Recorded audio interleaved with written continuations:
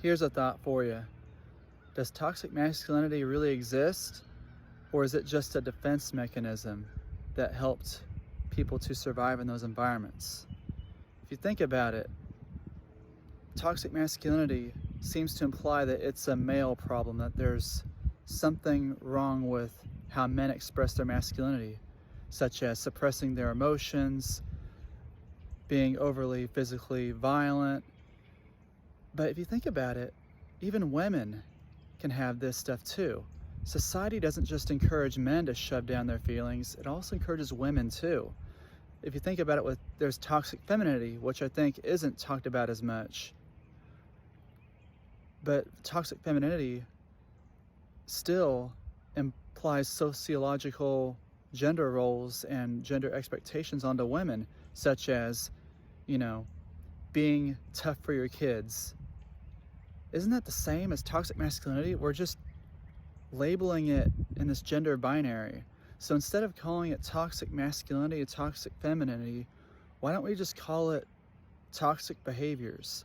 I think maybe they call it toxic masculinity, toxic femininity is just to illustrate how there's sociological pressures for certain genders, but really there's a lot of overlap with it.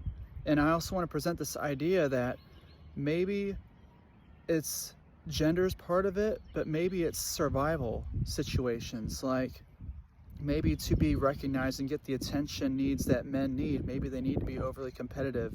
Maybe they need to sometimes shut down their feelings in certain situations.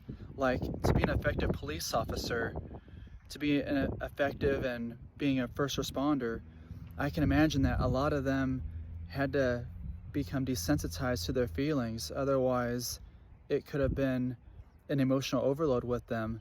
So they've done a defense mechanism of emotional suppression to help them get through it. But of course, maybe that's not the best way of dealing with emotions, but sometimes it's the best way that we know how to deal with it. Doesn't mean that there's anything necessarily wrong with it. It just means that there can be better ways of dealing with your emotions. So I'm just thinking, are we on the right foot with this? Are we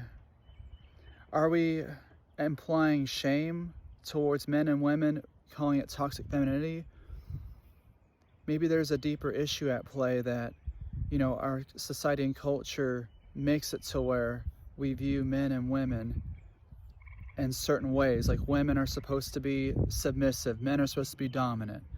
Women are supposed to be caregivers, men are supposed to be providers. Maybe there is some evolutionary truth to that.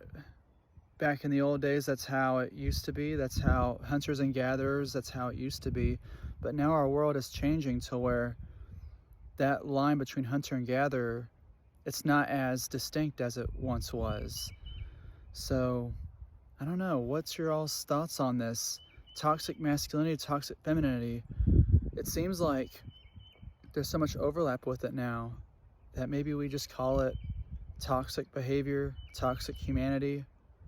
I don't know. What do you think?